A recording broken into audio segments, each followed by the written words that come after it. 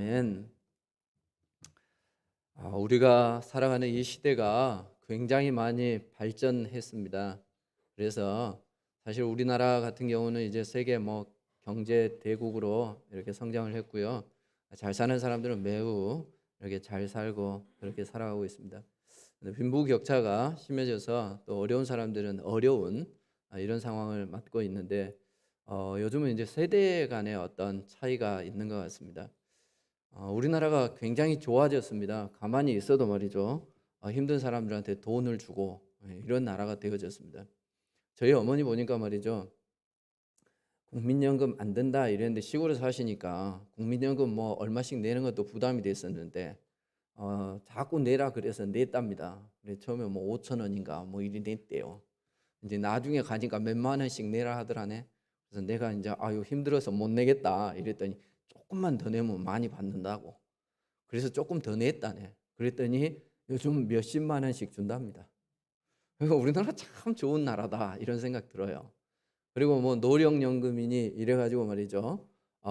연세 드신 분들이 이렇게 살아갈 수 있도록 나라에서 돈도 주고 이제 그렇게 되어졌습니다. 근데 젊은 세대들은 좀 힘든 그런 시대가 되어졌습니다.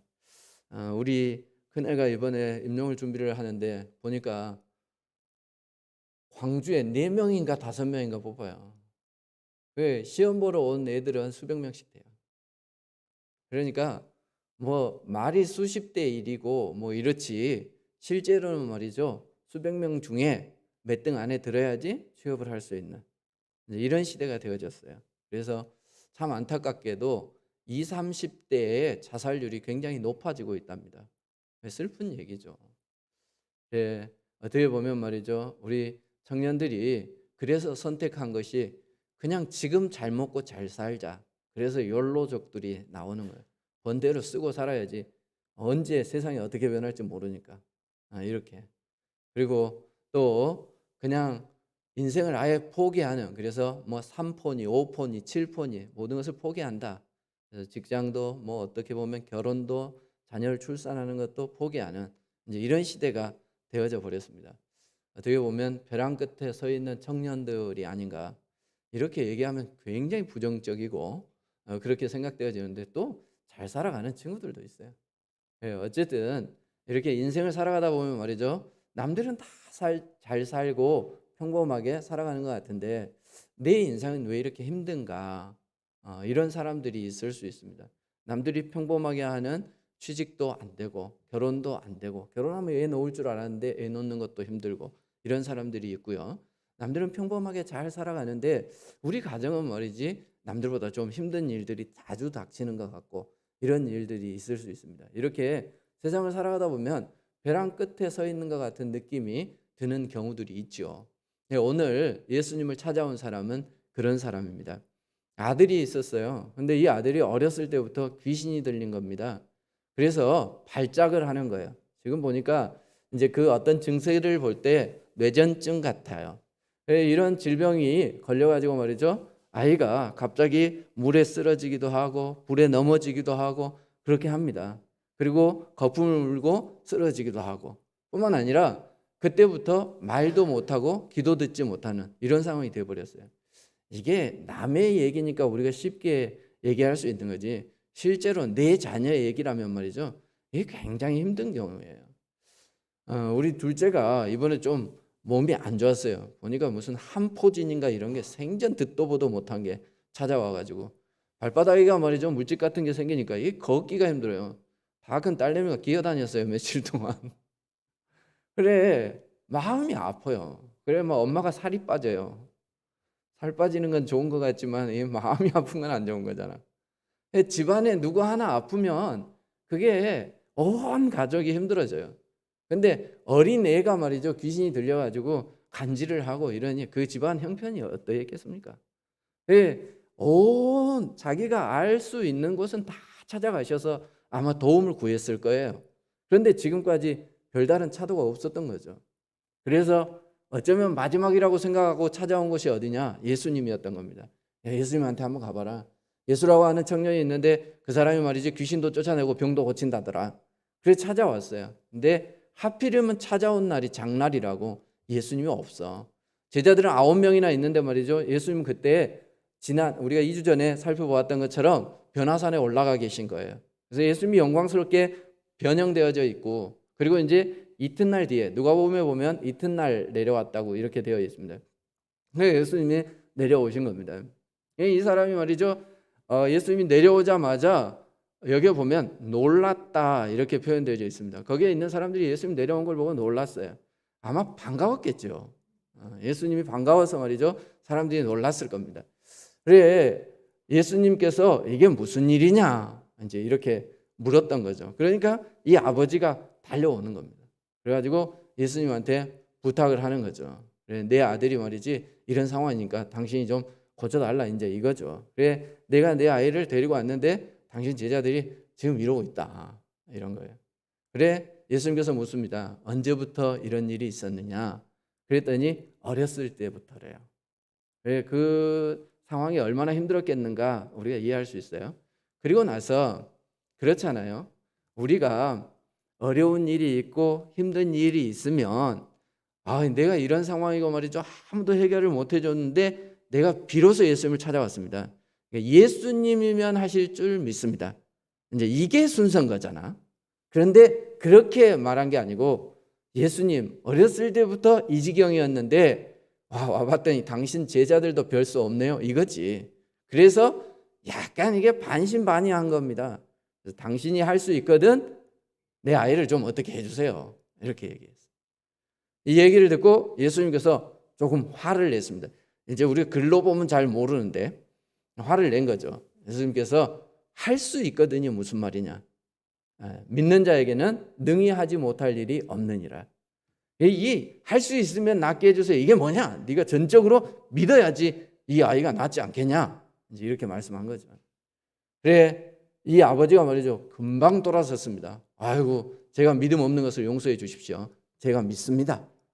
그래, 예수님께서 말이죠. 그 아이에게 명령을 합니다. 이 귀먹고 말 못하는 귀신아, 나가라. 이렇게 얘기를 하는 거죠. 근데 이제 거기에서 나가요. 이게 참 재밌는 게 귀가 먹었는데 귀신이 어찌 들었을까? 예수님 말씀을 하시는데, 그죠? 그러니까 이제 귀신이 이 아이를 귀 먹게 하고 말 못하게 한 거예요. 귀신이 귀가 먹은 건 아니죠. 근데 우리 성경을 읽으면 꼭 그런 것 같아요. 귀신이 귀 먹은 것 같아요. 읽으면서 야, 귀가 먹었는데 어떻게 들렸지? 이런 생각이 들더라고요. 그래, 어쨌든 이 귀신으로 말미암아 말도 못하고 귀가 먹었던 그 아이가 말이죠. 갑자기 그 얘기를 듣고 발작을 하는 겁니다. 평소에 간질하는 것처럼 어쩌면 더 심하게 한 것 같아요. 그래서 발작을 하고 말이죠. 얘가 쓰러져 버렸습니다. 그러니까 거기에 있는 사람들이 애가 죽었다 이렇게 얘기를 하는 거죠. 예수님께서 그 애에게 다가갑니다. 그리고 손을 내밀고 이렇게 세웁니다. 그리고 이제 그 아이가 낫게 되어졌어요. 아이가 돌아갔겠죠, 아버지하고. 그리고 나서 제자들이 묻습니다. 예수님, 우리가 그렇게 열심히 노력을 했는데 왜 우리가 할 때는 귀신이 안 나가더니 예수님이 할 때는 나갔습니까? 그럴 때 대답이 뭐였어요?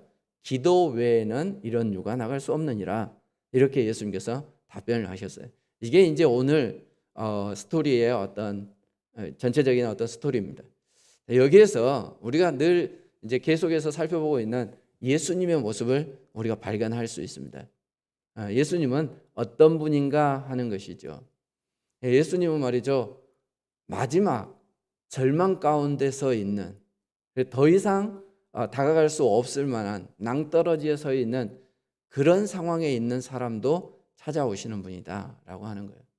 예수님이 영광 중에서 말이죠. 베드로가 여기에 초막새 찍고 예수님 우리 내려가지 맙시다. 그럴 때 예수님이 아니다, 내려가야 된다. 그리고 내려오셨어요. 뭐하러 내려오신 거예요? 이런 사람, 절망 가운데 있는 사람, 더 이상 말이죠. 나아갈 수 없는 낭떠러지에 서 있는 그런 인생들 건져내기 위해서 예수님은 오신 거예요. 하늘의 보좌를 내버려 두시고 뭐하러 예수님께서 이 땅에 오셨어요? 힘들고 어려운 사람들, 죄악 가운데서 죽어 있는 사람들, 그들을 건져내시기 위해서 예수님께서는 이 땅에 오신 겁니다. 그래서 다르게 표현하자면 나 살리자고 예수님 오신 거예요. 힘들어하고 있는 나, 정말 어떻게 보면은 이게 힘들 때 말이죠. 얘기해도 부끄럽지 않는 게 있고 얘기하기 부끄러운 게 있어요. 자매도 그렇습니다. 똑같이 결혼을 했는데 언니는 좋은 데 시집을 갔어. 그 떵떵거리고 잘 살아. 동생은 말이죠. 어쩌다가 나 같은 사람을 만났어. 그래서 힘들어. 그러면 힘들 때 말이지 얘기할 수 있는 사람이 누구야? 언니한테 얘기하고 싶어. 근데 자존심이 상해. 그래서 말을 못해. 이런 경우들이 있습니다. 신앙생활을 하는데 말이죠. 내가 지금까지 열심히 신앙생활을 해왔다고 했는데 내 형편이 좀 어려워져. 그럴 때 말이죠. 누군가에게 같이 우리가 신앙의 동역자였던 누군가에게 찾아가서 좀 우리가 같이 합심해서 기도해 달라 이렇게 얘기하는 것 자체가 부끄러워요. 그래서 얘기하지 못해요. 누군가에게도 얘기하지 못하는 부끄러움은 안고 있지만 해결돼야 되는 이런 문제들을 갖고 있는 그들을 위해서 예수님은 오셨습니다. 그런 나를 위해서 예수님은 오셨습니다. 그래서 말이죠. 오셔서 묻는 겁니다. 언제부터냐? 언제부터 이렇게 됐니? 하고 묻는 거죠. 이전에 예수님이 내려오기 전에 말이죠. 사람들이 다툼이 있었어요. 뭐 때문에 다툼이 있었을까요? 제자들에게 왔는데 제자들이 그냥 있었겠습니까? 자기들이 이전에 12제자 파송을 할 때 70인 전도 여행을 갈 때도 말이죠. 그들에게 그런 일들이 있었습니다. 그들이 가가지고 말이죠. 귀신을 쫓아내기도 하고 이미 병자를 고쳐본 경험이 있습니다. 그러니까 그들이 이 사람이 왔을 때 아유 걱정하지 마세요. 예수님이 없지만 우리끼리도 해본 경험이 있다. 그러니까 충분히 내쫓을 수 있다. 이렇게 얘기했을 거예요. 그리고 해봤는데 안 되는 겁니다. 그럴 때 말하기 좋아하는 바리새인들이 옆에서 뭐라고 했겠습니까? 봐라 말이지. 이것들이 예수 없으니까 아무것도 못하네. 이러면서 말을 걸지 않았겠어요? 그래 이제 그때부터 사람들이 당황해지기 시작했겠죠. 그럼 세상은 말이죠. 어떤 문제가 생겼을 때 그 사람이 안고 있는 문제를 해결해 주는데 관심을 가지기보다는 책임 소재를 따라요. 그걸 그렇게 따져. 그래 학동에서 말이죠. 이렇게 재건축하려고 무너뜨리던 가운데 안타까운 사고가 났잖아요. 그 사고 터지고 나서 사람들이 어디에 관심을 가져요? 누구 책임이냐요. 누구 책임. 뭐 본청 책임이냐, 하청을 맡은 사람들 책임이냐, 뭐 공무원들 책임이냐. 아파하고 있는 사람들에게 관심을 가지기보다 사람들은 누구 책임이냐에 관심을 가집니다. 그럴 때 예수님께서는 찾아오셔서 누가 이 지경을 만들었느냐 이렇게 말씀하신 게 아니고 예수님께서는 언제부터 이렇게 됐느냐 그 사람에게 다가가서 그 사람의 문제를 해결해 주시는 것을 우리가 볼 수 있습니다. 그러면 예수님은 너가 믿음 없어서 이런 일이 생겼어. 부모가 얼마나 잘 못했으면 얘가 이 지경이 됐어. 이렇게 말씀하시지 않아요. 예수님은 찾아오셔서 그 문제에 안고 있는 그들을 말이죠. 해결해 주기 위해서 그들에게 묻습니다. 언제부터냐? 그럴 때 우리에게 필요한 게 뭐예요? 믿음입니다. 오늘 제목에서 나와 있는 것처럼 그럴 때 우리가 믿음으로 예수님께 고백하면 되는 거예요. 예수님, 저는 안 됐어요. 하지만 제가 왜 예수님 찾아왔겠어요? 예수님이면 하실 수 있으니까. 그런데 얼마나 지금까지 이 사람이 되었겠어요? 그러니까 당신은 좀 할 수 있어요? 이렇게 말하는 거죠. 지금까지 많은 사람들에게 말이죠. 찾아갔을 겁니다. 근데 근데 이제 예수님이 해줄 거라고 생각하고 찾아왔습니다. 근데 그 안에도 해결책이 없었어요. 제자들도 뭐 해보겠다고 말이죠. 끄떡거리는데 안 된 거죠. 그러니까 어쩌면 불신이 더 쌓였을지 몰라요. 우리가 세상 가운데 살아가면서 말이죠. 그런 불신들이 쌓이고 쌓일 때 우리가 사람에 대한 불신으로 끝나버리는 것이 아니라 그게 불신하는 성향이 내 안에 쌓일 수 있습니다. 이게 참 무서운 거예요. 우리가 사람을 만날 때에도 그렇습니다. 세상에 제가 보니까 나쁜 사람 없어요. 세상에 나쁜 사람 없는데 말이죠. 이렇게 얘기하면 아이고 목사님 맨날 교인들만 만나봐가지고 그렇지 이렇게 얘기할지 모르겠어요. 교인도 나쁜 사람 많잖아. 알죠? 왜 저를 쳐다보고 있어요 전부 다. 교인도 나쁜 사람 있고 목사는 나쁜 사람 있고 그래. 근데 우리가 자세히 들여다보면 사람들이 참 좋아요. 근데 어쩌다 그렇게 된 거예요. 왜 그렇게 됐을까요? 자꾸 속고 당하고 그러다 보니까 사람들이 그렇게 돼요. 그런데 문제는 뭐냐 하면 그 사람이 나쁜 사람이라면 그렇다 쳐요. 그런데 우리가 사람을 불신하는 게 문제예요. 그러다 보니까 자꾸 만날 때마다 저 사람도 나쁜 사람일까? 지금 왜 잘해주지? 뭐 이런다니까. 잘해줘도. 예수님을 대하는 이 아버지의 태도가 그랬던 겁니다. 그래서 당신 할 수 있겠어요? 이런 거죠. 그럼 세상은 믿을 수 없지만 예수님은 말이죠, 우리를 위해서 자기 보좌를 내려놓고 오신 분입니다. 세상 사람들은 자기의 이익과 관련되어져 있을 때 딱 돌변하지만 말이죠, 예수님은 자신의 이익을 내려놓고 심지어 자기의 생명도 십자가에 내려놓으시는 분입니다. 그 예수님을 믿는 여러분들 되어지시기를 바랍니다. 자, 그래 이제 이 예수님께서 말이죠, 물었을 때에 이 사람의 대답이 할 수 있거든이 내 아들을 좀 고쳐달라고 얘기를 했어요. 그럴 때 예수님이 할 수 있거든이 무슨 말이냐? 믿는 자에게는 능히 하지 못할 일이 없느니라. 이 말씀은 너에게 필요한 것이 무엇인가 하는 것을 가르쳐 주는 겁니다. 여러분, 이 아이를 고치는 능력은 누가 있다는 거예요? 네 믿음에 있다라는 얘기가 아니라 너는 믿음만 가지는 거고 고치는 건 내가 한다는 겁니다. 능히 하지 못할 일이 없다라고 하는 그 주체는 누구예요? 예수님이에요. 우리는 믿음이 있다고 뭐가 다 되는 거 아니에요, 여러분. 예수 믿는 사람은 믿음만 가지고 있다고 다 한다. 아니에요, 여러분. 믿음이 있다고 내가 다 하는 게 아니라 내가 믿음이 있을 때 누가 하시는 거예요? 내가 믿는 그 믿음의 대상이신 예수님께서 하시는 거예요. 그러니까 네가 할 건 믿음밖에 없다. 이게 마태복음에도 나와 있는데 마태복음에서는 이 부분에 대해서 어떻게 소개하고 있냐 하면 겨자씨만한 믿음만 있을지라도 산을 옮긴다. 이렇게 말씀해요. 그럼 우리가 믿음이 있는다고 막 산을 옮겨요? 그렇지 않아요. 나는 겨자씨만한 믿음. 그러니까 우리나라 말로 하면 뭐예요? 깨알 같은 믿음만 있어도 그 말입니다. 깨알 같은 믿음만 있어도 그 믿음을 보시고 믿음의 대상이신 예수님께서 하신다는 거예요. 산을 옮겨준다는 겁니다. 그러니까 우리에게 필요한 것은 믿음인 것이죠. 그래서 이 얘기를 예수님께서 하십니다. 그리고는 말이죠, 그 아이에게 귀신아 나가라 이래요. 그런데 보세요, 이 귀신 진짜 나빠. 왜 나쁘냐? 이때까지 부려먹었으면 말이죠, 나갈 때 아야 미안하다, 내가 어린 네 몸에 들어가서 내가 너를 힘들게 했구나, 이러고 가야지. 양심이 있다면 그래야 되는 거 아닙니까? 그런데 말이죠, 나갈 때조차 어때요? 진액을 다 빼먹고 나가요. 이게 귀신이에요. 그러니까 세상 사람들 가운데 그런 사람이 있어요. 좋을 때만 붙어 먹고 말이죠, 나중에 어려울 때는 말이지 몰라라 하는 이런 사람이 있다면 이 사람은 사탄의 지배를 받고 있는 사람이다. 우리가 이렇게 생각할 수 있어요. 우리가 정말 예수를 믿는 사람이라면 그래서는 안 되는 거지.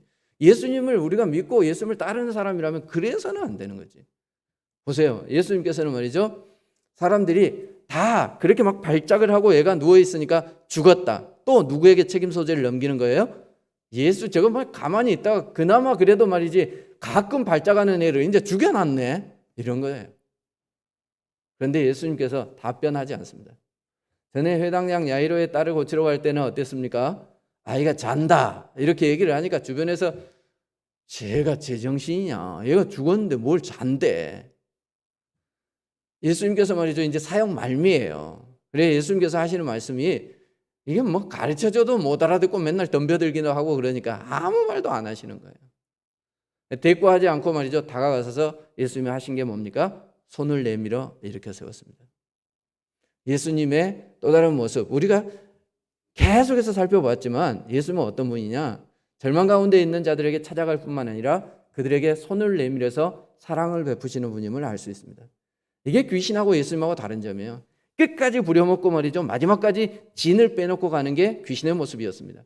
근데 그 진 빠진 아이에게 찾아와서 누가 뭐라 하든 아무 소리도 안 해요. 그리고는 그 아이에게 손을 내밉니다. 그리고 손을 잡고 일으킵니다. 이 아이가 말이죠, 정신이 없다가 눈을 딱 떴어요. 이제 맑은 사람이 되어졌어요. 그럴 때 가장 먼저 느꼈던 게 뭘까요? 예수님의 손길입니다. 그가 정신없이 말이죠, 누워있다가 탁 깼는데 누군가 자기 손을 탁 잡고 있어요. 그 따뜻한 온기가 예수님의 손길입니다. 이런 걸 우리가 느껴야 되는 거죠. 어쩌면 예수님은 모든 사람에게 이렇게 다가옵니다. 근데 우리가 그것을 못 느끼는지 몰라요. 예수님은 항상 우리에게 손을 내미시는 분입니다. 다른 사람은 다 아니라고 얘기할 때 절망 가운데 있는 죽었다라고 얘기하는 그 아이에게 아니다, 살아날 수 있다라고 손을 내미는 거예요. 벼랑 끝에 서 있는 우리에게 예수님은 손을 내미시는 거예요. 내가 너 손 잡고 갈게. 너 다시 일어날 수 있어. 지금부터 너가 새 인생 살아갈 수 있어. 그러면서 예수님은 우리에게 손을 내미시는 분이에요. 여러분, 끝나기 전까지는 끝난 게 아닙니다. 예수님께서 말이죠, 우리에게 생명을 주신 것은 여전히 우리와 함께하고 계시는 겁니다. 우리에게 기회를 주고 계시는 거고요. 그분은 우리의 손을 잡아주실 분입니다. 그 예수님의 손을 끝까지 놓지 않고 가는 여러분들 되어지시기를 바랍니다. 예수님은 사랑이십니다. 그래서 이제 그 예수님께서 말이죠, 그렇게 아이를 일으켜 세우는 거예요. 절망 가운데 있을 때 예수님의 손을 잡고 가는 그 사람은 새로운 생명을 얻고 새로운 희망의 앞길을 걸어갈 수 있게 되어지는 것이죠. 자, 여기까지는 아이에게 행한 거예요. 자, 그 다음에 이제 돌아갔습니다. 그리고 이제 제자들이 묻습니다. 예수님, 왜 우리는 안 됐죠? 제자들이 가지고 있었던 방법은 뭐였냐? 우리는 많은 경우에 말이죠, 방법에 집중해요. 어떤 방법이 있으면. 그래서 사람들이 얘기하잖아요. 그럼 장사에 성공하려면 어떻게 해야 될까요? 소비자의 니즈를 알아야 돼요. 소비자들이 뭘 필요로 하는가를 알아야 되는 거예요. 내가 예를 들어 커피를 팔 거예요. 그러면 요즘 사람들이 무슨 커피를 좋아하는지를 알아야지. 그리고 어디서 마시고 싶어 해야 되는지를 알아야 돼. 그래서 별 떠 있는 다방이 그렇게 장사가 잘 되잖아. 그렇죠? 그래, 하여튼 그 사람들은 잘 알아요. 그래서 그런 것들을 잘 제공을 해주는 거예요. 그러다 보니까 사람들이 방법이 좋으면 성공한다 이렇게 생각해요. 근데 참 희한한 데 있어요. 어떤 국밥집은 가면 말이죠, 아주 친절하지 않아요. 그런데 말이죠, 줄이 나래비로 서 있는 집이 있어요. 아시죠? 그런 집 안 가봤는가 봐요. 그런 집 있잖아. 집도 막 허름하고 주인이 와서 저기 가서 앉으소 막 이런 데 있잖아. 그 기분 나쁜데 사람들이 그렇게 찾아가. 이게 말이죠, 잘 되는 게 꼭 맛이 있어야 되고 분위기가 좋아야 되고 친절해야 되고 그런 건 아닌가 봐요. 그래, 어쨌든 말이죠, 사람들은 방법을 생각합니다. 그리고 자기가 한번 해본 것은 그게 옳다라고 생각하는 경향이 있습니다. 제자들이 전에 한번 귀신 쫓아내 봤어요. 그러니까 자기들이 할 수 있다라고 생각했어요. 이게 참 무서운 겁니다. 내가 옛날에 말이지 이렇게 했는데 하나님이 응답해 주셨어. 이번에도 꼭 그럴 거야. 걱정 안 해도 돼. 그건 말이죠, 내가 그렇게 했기 때문에 그런 게 아니라 그때 하나님께서 그분의 뜻에 따라 해 주신 거예요. 근데 우리는 그것이 또 통할 거라고 생각하는 거죠. 이거는 자기중심적인 겁니다. 근데 신앙은 절대 그런 게 아닙니다. 신앙은 뭐냐? 내가 내 뜻대로 내 방식대로 하는 게 아니라 모든 것을 내가 믿는 그 믿음의 대상에게 맡기는 거죠. 그분의 뜻대로 하는 겁니다. 그런데 그분의 뜻에 대해서 제자들은 전혀 염두에 두지 않고 내가 능력이 있어, 될 거야, 이렇게 생각한 거죠. 제가 어제 이걸 들어 올렸다니까요. 1층에서. 이제 이게 잘 모르는 분들은 나중에 끝나고 나서 이거 한번 들어보세요. 이게 무게가요, 장난이 아니에요. 그리고 이게 좀 쑤셔. 그래서 들기도 애매해. 그런데 제가 좀 힘을 좀 썼잖아요, 옛날에. 잘 모르시죠? 시골에서 자라서 맨날 지게 지고 나르고 그랬어요. 그래서 웬만한 건 지고 나릅니다. 그 지게를 지면 남자들은 좀 경쟁심이 있다. 남들이 쌀 한 가마니 지면 난 두 가마니 지고 막 이런 게 있어요. 그래서 웬만한 것은 이렇게 들 수 있는데, 이제 저도 세월이 좀 흘러가나 봐. 이거 들었는데 힘들어요. 그래, 이제 옛날 생각하고 자꾸 들어 올리고 이러다 이제 허리 나가는 거지 뭐. 목사 설교해야 되는데 병원에 누워있고 이럴 수 있는 거예요. 우리가 과거에 말이죠, 이만큼 했기 때문에 지금도 할 수 있다, 이렇게 생각하는 게 굉장히 위험한 겁니다. 그런데 제자들은 그렇게 생각했던 겁니다. 과거에 우리가 쫓아냈기 때문에 이번에도 가능할 거다. 거기에 누가 없습니까? 믿음의 대상이 없습니다. 하나님이 빠진 거죠. 그래 예수님께서 말씀합니다. 기도 외에는 이런 유가 나갈 수 없느니라. 자, 그런데 마태복음에는 너희들이 믿음이 없는 영혼이라 이렇게 말씀해요. 그럼 마태는 믿음이라고 표현했고 마가는 기도라고 표현했습니다. 이건 뭐냐? 신앙이라고 하는 것은 말이죠, 우리가 신앙의 대상이 알아서 해줄 것이다 라고 그냥 의존하는 그런 어떤 동의, 거기에서 끝나버리면 그건 진짜 신앙이 아니에요. 그럼 진짜 신앙은 뭐냐? 내가 믿음의 대상을 신뢰한다면 그 신뢰하는 대상에게 말이죠, 그 대상을 믿고 내가 그에 따른 행동을 하는 것입니다. 그게 기도예요. 그러니까 내가 하나님을 믿어요. 그럼 하나님이 알아서 해주겠지 이러고 기다리는 게 아니고, 하나님께서 알아서 해주는 게 아니고 하나님이 해주실 분이라고 하는 것, 그런 능력이 가지고 있는 분이라고 하는 것을 알기 때문에 그러므로 내가 간구하는 거예요. 그래서 다르게 표현을 하자면 예수님께서 말씀하신 것은 믿음의 기도를 요구하신 겁니다. 너희들에게 뭐가 없냐? 나에 대한 믿음, 그리고 믿기 때문에 기도해야 되는데 기도하지 않았기 때문에 이 아이를 고칠 수 없었다, 이렇게 말씀해요. 어떤 경우에 예수님께서 누군가를 고칠 때 말이죠, 그냥 말하지 않는데도 고쳐주는 경우가 있습니다. 그렇죠? 뭐 지나가다가 말이죠, 누가 병자가 있어요. 그런데 어떤 사람에게 대해서는 이렇게 묻습니다. 뭐 바디메오에게는 이렇게 네가 보게 될 줄 믿느냐 하고 묻는단 말이에요. 그럼 내가 믿습니다. 그럴 때 보게 되는, 이제 이런 경우가 있습니다. 믿음을 요구하는 경우가 있어요. 근데 어떤 경우에는 말이죠, 그냥 묻지도 않고 고쳐주는 케이스가 있어요. 자, 여러분 같으면 내가 이렇게 불치병이 있어요. 근데 예수님한테 찾아갔어요. 예수님이 아무 말 안 하고 고쳐주는 경우와 네가 믿음이 있느냐 하고 묻는 경우 중 1번과 2번 중에 어떤 게 더 좋을 것 같아요? 1번? 2번? 네, 개인 취향입니다. 그런데 예수님께서는 왜 어떤 경우는 묻고 어떤 경우는 묻지 않았을까요? 잘 생각해 보세요. 여러분들 길을 가요. 길을 가다가 말이죠, 어떤 사람이, 요즘은 이제 우리나라 그런 사람 별로 없습니다. 지하철 같은 데 이렇게 내려가다 보면 한 푼만 주세요, 이런 사람 있어요.